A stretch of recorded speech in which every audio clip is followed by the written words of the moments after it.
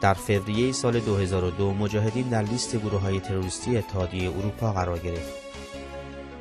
پیش از این در سال 1997 وزارت خارجه آمریکا این سازمان را جزو سازمان‌های تروریستی طبقه بندی نمود و از آن تاریخ تا کنون این طبقه بندی معتبر شناخته شده است.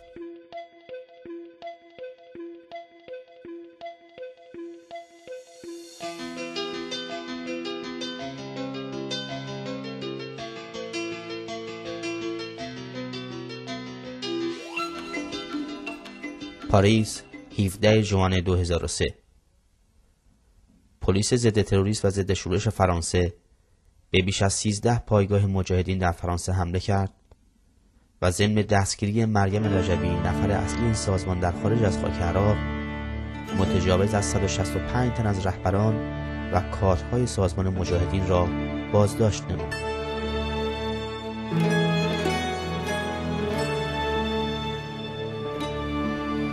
در می 2005 سازمان دیدبان حقوق بشر طی یک اقدام جسورانه گزارش 28 صفحه‌ای مبنی بر نقض حقوق بشر در کمپ‌های مجاهدین در خاک عراق را به اطلاع همگان رساند و تاکید کرد این سازمان جایگزین دموکراتیکی برای آینده مردم ایران نیست، چرا که افراد ناراضی خود را زندان می‌کند، شکنجه می‌دهد و آنان را به زندان‌های تحت مسئولیت نیروهای امنیتی عراق به طور مشخص زندان ابوغریب می‌فرستد.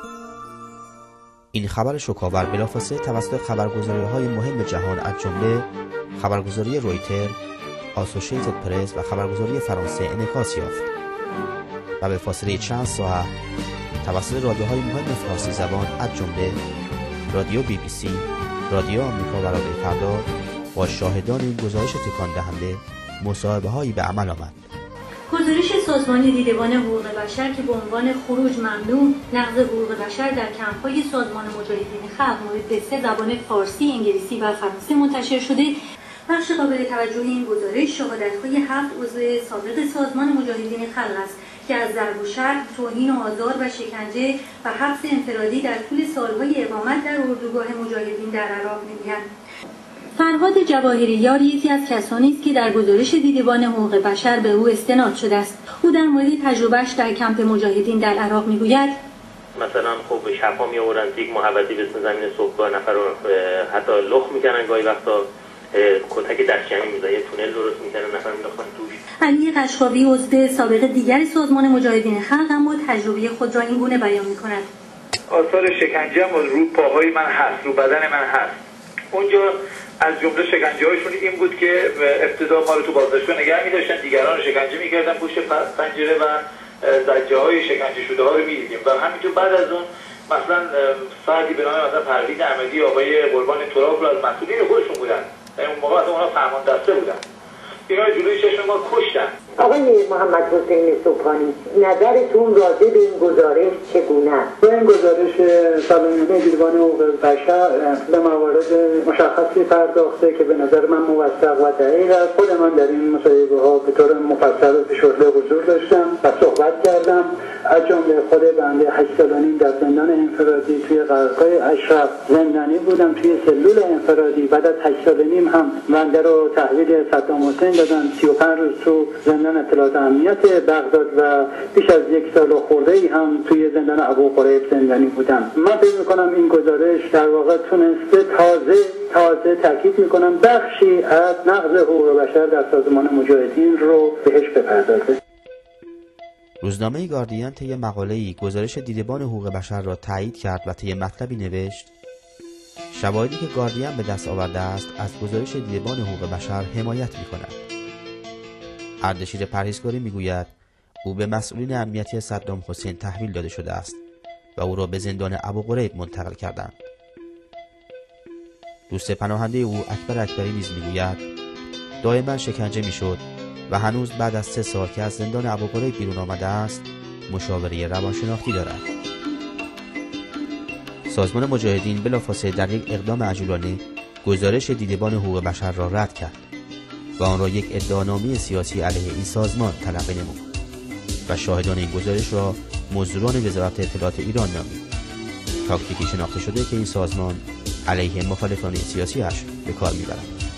فرید سلیمانی یکی از سخنگویان شورای ملی مقاومت در این باره به رادیو فردا میگوید اونجا که در گزارش دیدگان حقوق بشر در مورد رفتار مجاهدین خلق با به اصطلاح افراد جدا شده از این سازمان دیده میشه، چیزی جز یک ادعانامه سیاسی علیه مقاومت ایران نیست و به دلایل بسیار مشخص.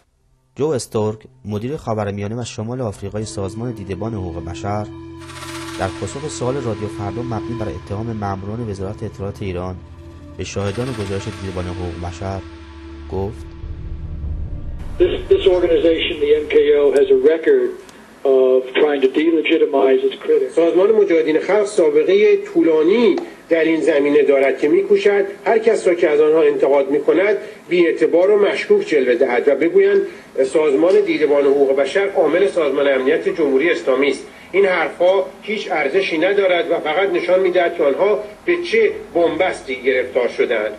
It's just nonsense. It has absolutely no credibility. It's a sign of how desperate they are.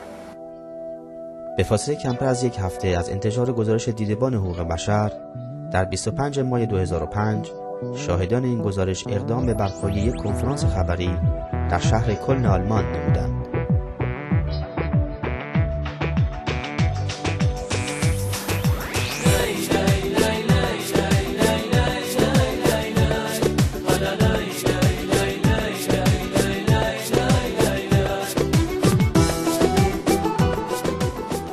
تمام این دوستانی که اینجا نشستن از جمله بنده سالها در زندان سازمان مجاهدین به سر بردیم و در سلول انفرادی سالها رو تحمل کردیم. سندی که خود سازمان مجاهدین چاپ کرده است در نشریه شماره 599. من میخونم این مطلبی که خودش چاپ کرده. این جانب محمد حسین صبحانی با توجه به بریدگی از مبارزه و خیانت به تعهداتی که در قبال سازمان و انقلاب داشتم و نقض مکرر این تعهدات در حال حاضر خود را شایسته حکم اعدام می‌دانم. یعنی بنده در اون موقع گفتم شایسته، این دستخط البته دستخط بنده است ولی این دستخط با زور و اجبار و زیر فشار شکنجه گرفته شده، ولی باز هم این سند خودش سندی است که نشان میده از سازمان مجاهدین به طور مشخص من را از شهریور 71 زندان کرده. محمد حسین صبحانی 6/6/71. یعنی سازمان مجاهدین با این سند پذیرفته است که بنده به دلیل بریدگی و بریدگی از مبارزه به زعم اون از شهریور 71 زندان هستم. En août 2002, il a été menacé de mort en direct par un proche de Massoud Rajavi. Cet homme est un agent du ministère des renseignements iranien, un traître. Il se fait passer à l'étranger pour un membre des Moudjahidines du peuple. Mais c'est un traître. Il ne mérite qu'une balle dans la tête. Ce document montre clairement les méthodes des Moudjahidines du peuple. Vous voyez, j'ai travaillé pour eux pendant 20 ans. Et aujourd'hui, on me menace de mort parce que j'ose dire la vérité. من باز یک نوشته دیگه از سازمان مجاهدین میخونم در اینجا برای شما که در واقع سازمان مجاهدین مدعی شده است که نقض حقوق بشر صورت نمیگیره. این نوشته سازمان مجاهدین هست از نشریه شماره 599 پنجشنبه 31 مرداد 1381. نامه ای است که آقای جابرزاده نوشته. خودتان هم خوب میدانید که اگر سفارشات و دخالت شما نمی بود، شما منظورش مسعود رجوی است، نمی بود، بر اثر سوگندی که خورده و مطابق آیین‌نامه‌های ارتش، اگر تاکید می‌کنم مطابق آیین‌نامه‌های ارتش، اگر دست بچه‌هایی می‌افتاد که بیش از یک دهه در بیابان‌های عراق برای سرنگونی رژیم آمادگی کسب می‌کنند، تکه تکش میکردن و یا در ساده ترین حالت یک گلوله حرامش میکردن. این مطلبی نیست که من بگم، این عین نوشته چاپ شده در نشریه سازمان مجاهدین شماره 599 پنجشنبه 31 مرداد 1381 است که نشان دهنده یک آیین‌نامه‌ای در ارتش آزادی بخش هست که در اینجا اشاره میشه مطابق آیین‌نامه باید تکه تکش میکردیم یا به یک گلوله حرامش میکردیم. Les Moudjahidines ont voulu utiliser leurs militants comme des croyants qui sont prêts à se sacrifier jusqu'à la mort, jusqu'à divorcer de leurs femmes, jusqu'à faire les mariages qu'on leur commande, et de ne lire que ce qu'on leur dit de lire, de ne faire que ce qu'on leur dit de faire, uniquement pour plaire aux guides. La contestation est interdite. Pour s'être opposé à Radjavi, Mohamed Hossein Sobhani a été emprisonné pendant 8 ans. Il est passé par une des plus terribles prisons irakiennes, Abu Ghourig, au sud de Bagdad.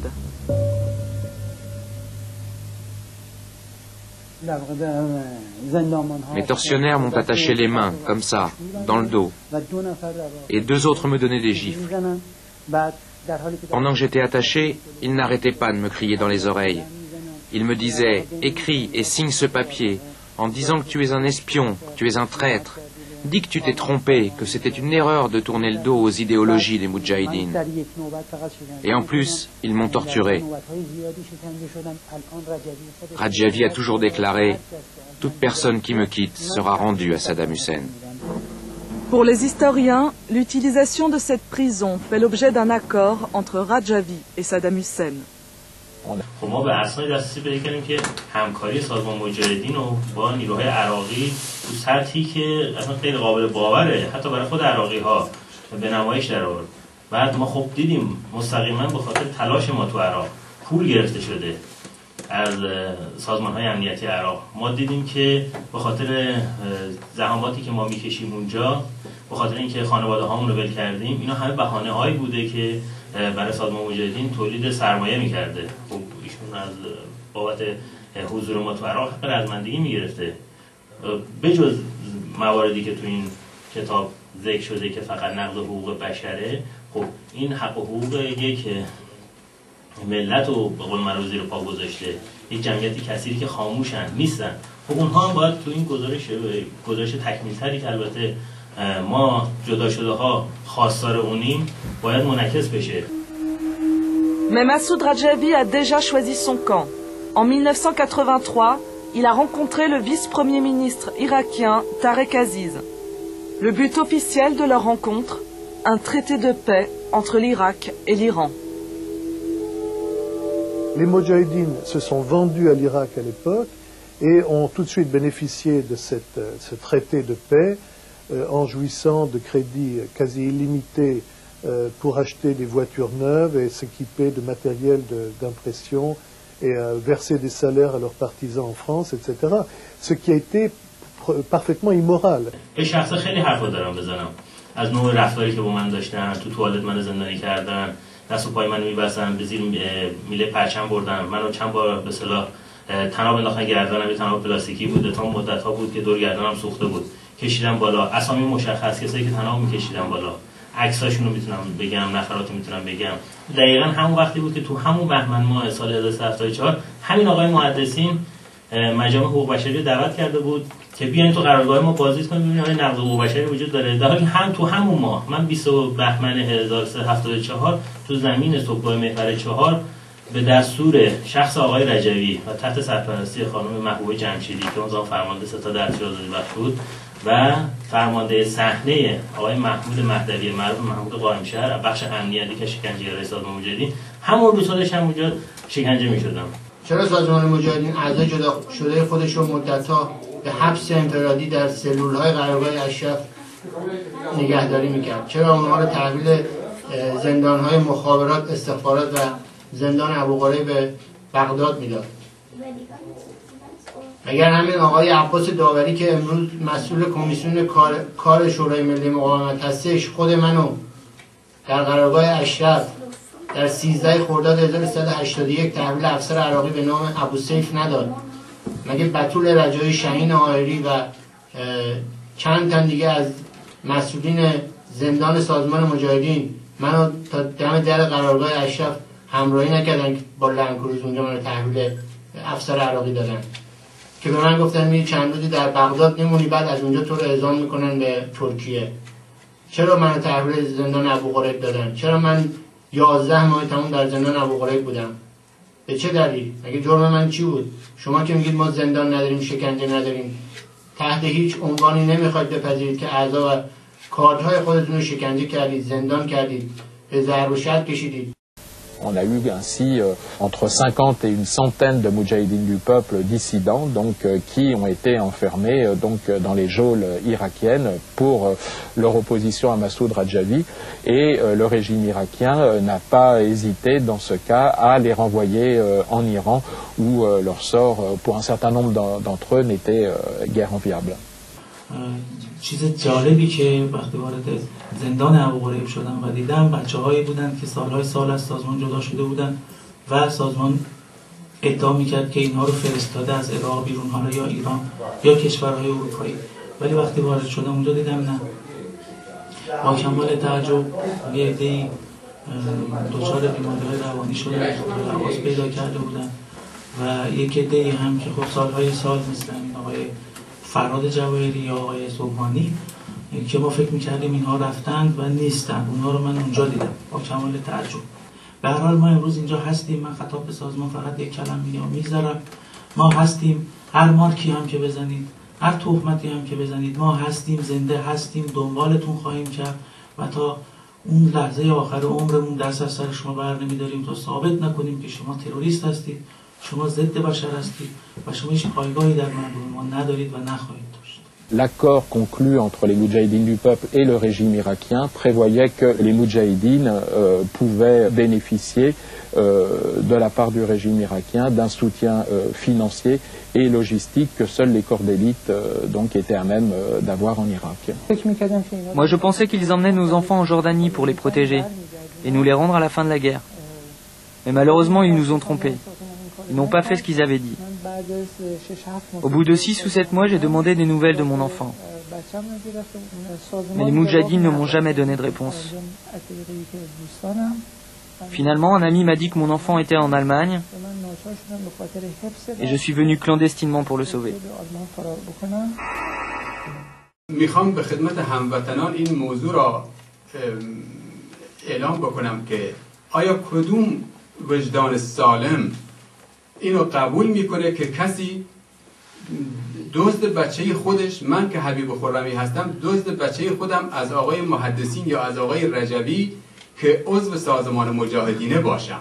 آخه چجور میشه که من که یک فردی دزد بچه خودش باشه از یک سازمان تروریستی شناخته شده، از یک سازمانی که اسمش تو لیست سازمان‌های تروریستی، از یک سازمانی که گردان حنیف درست کرده تو قرارگاه خودش و جوانهایی که بچه‌هایی که به اروپا به سراسر غرب وارد کرد، در حدود 800 تا بچه آورد. الان تعداد بسیار زیادی از این بچه‌ها را تو این قرارگاه برده که تومه آتش بکنه. Grâce à la naïveté, si on peut dire, d'un certain nombre de ces élus, ils ont réussi jusqu'à aujourd'hui à retarder les échéances de leur mise à l'index, donc en tant que mouvement terroriste. Pour les moudjahidines du peuple, l'Europe n'est pas uniquement un terrain de lobbying. Ils y forment aussi leurs recrues. Un exemple, des centaines d'enfants ont été envoyés en Europe pendant la guerre du Golfe. Le but, en faire les futures élites de l'organisation, puis les renvoyer en Irak.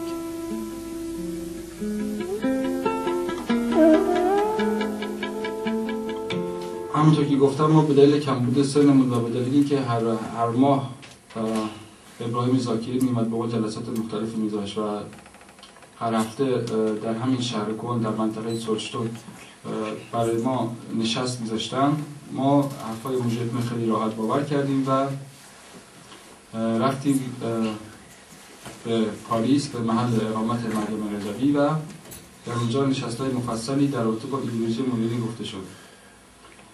در اون زمان اصلا به ما گفته نشد که اگه ما به عراق بریم نمیتونیم برگردیم. ضوابط عراق اصلا به ما نگفتن. Décembre 2001, scandale en Allemagne. Dans un orphelinat de Cologne, la police découvre de faux orphelins. L'enquête va révéler qu'il s'agit d'enfants de moudjahidines venus d'Irak. Ils ont été pris en charge par des membres de l'organisation déjà infiltrés dans l'orphelinat. Un moyen de les garder sous contrôle.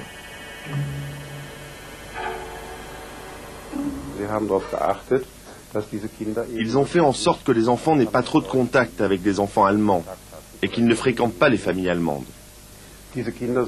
En fait, ils ont tout fait pour que les enfants ne soient pas influencés idéologiquement par notre culture, notre façon de penser. Le but des Moudjahidines du peuple était simple. Ils ne voulaient pas que ces enfants disent plus tard « Je n'ai plus de lien avec l'Iran et l'Irak, je veux rester en Europe ». در سال 1380 مسعود رجبی یک نشست 4 ماهه‌ای در عراق گذاشت که در اون نشست چون ریزش در سازمان مجاهدین خیلی اوج گرفته بود خواست این ریزش رو جمع جور کنه و با تهمت زدن به اینکه هر کی از ما می‌خواد جدا بشه منظور وزارت اطلاعات در صورتی که من هیچ وقت در ایران نبودم با جمهوری اسلامی هیچ وقت سر کار نداشتم و تمام عمرم در سازمان مجاهدین بودم که من به نقطه که با روانی رسیدم و روی در دیوار اتاقم شعار مرگ بر اسلام و مرگ بر رجبی رو نوشتم. فردای اون روز من رو به دادگاهی بردن که من اصلا اشراف نداشتم که سازمان مجاهدین دادگاهی وجود داره که خیلی شوکه شدم. رئیس این دادگاه آقای نادر نفی نژاد بودش که عکسش در کتاب آقای صبحانی هستش. کنار آقای نادر نفی نژاد که رئیس دادگاه بود برادر بنیانگذار مجاهدین احمد حنیف نژاد بود و همچنین یکی از شکنجهگران معروف که به اسم عادل معروفه ولی به اسم واقعیش محمد سادات دربندیه همونطور که می‌بینی کنار مهدی ابریشمچی نشسته. اینا رئیسای دادگاه بودن و با حضور 12 تا 10 نفر از کادره زمان شاه سازمان مجاهدین. این دادگاه 8 ساعت طول کشید و از اول تا آخر این دادگاه فحش‌هایی می‌دادن که من تا حالا نشنیده بودم و تصور نمی‌کردم که مجاهدین همچین دادگاهی داشته باشن. Saddam Hussein les a utilisés dans ses opérations de police intérieure contre nombre de ses opposants, notamment les chiites et les Kurdes, mais également un certain nombre d'opposants traditionnellement liés au régime. On peut définir le rôle des Moudjahidines du peuple en Irak comme un rôle de mercenaires étrangers.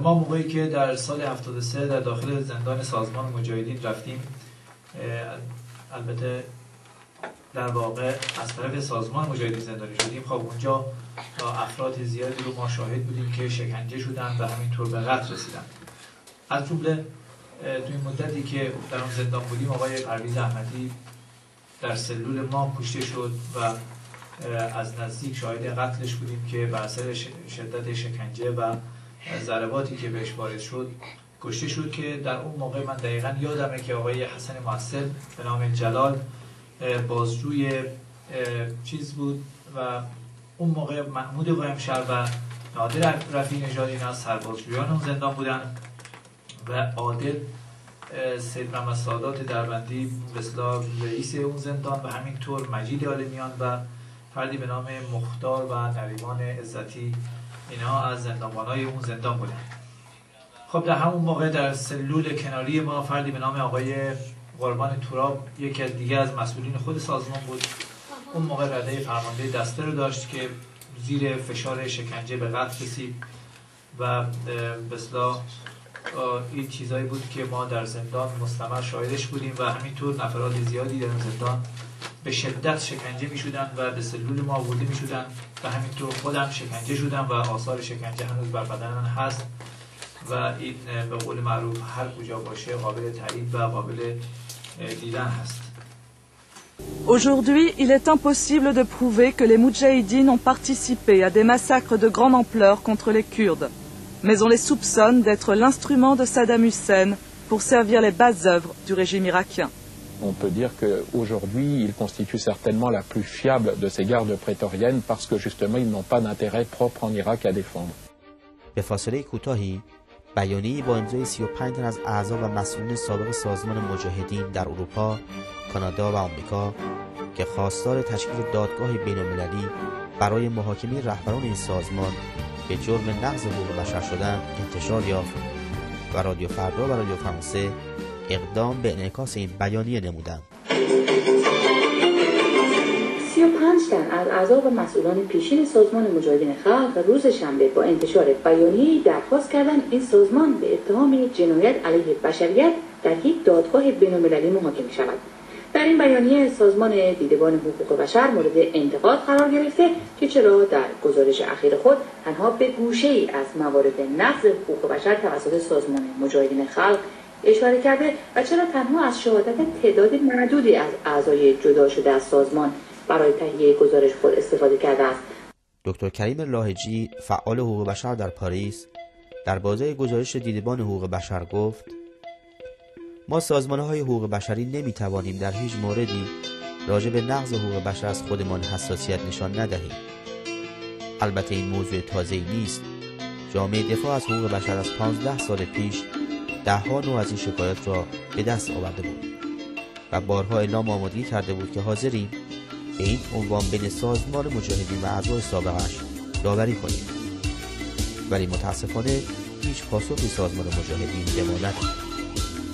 از این پس بود که نیروهای سیاسی از جمله کنفدراسیون سراسری پناهندگان ایرانی طی اطلاعیه‌هایی کمپین بزرگ در مورد حمایت از جدا شدگان این سازمان را اعلام کرد و ضمن محبوب کردن اعمال سازمان مجاهدین گفت: این مسئله بسیار مهمیه، این مسئله انسانی بسیار مهمیه و برای خود ما فدراسیون یکی از کمپین های مهمه، ما روش انرژی خواهیم گذاشت. ولی تا اینجایی که به این موضوع برمیگرده حدود 500 نفر از جدا شدگان سازمان مجاهدین توی به اصطلاح توی جای نگهداری میشن که زیر نظر دولت آمریکاست. کنفرانس خبری امروز برای پاسخگویی به زوایای ناشناخته نقض حقوق بشر در سازمان مجاهدین و گزارش مهم سازمان دیدبان حقوق بشر برگزار شده است و برگزار کنندگان این کنفرانس معتقدند این گزارش اگرچه یک گزارش کامل و جامع در مورد نقض حقوق بشر در سازمان مجاهدین خلق نیست، اما میتواند به عنوان نقطه عطفی برای به رسمیت شناختن حقوق ناراضیان این سازمان به شمار آید.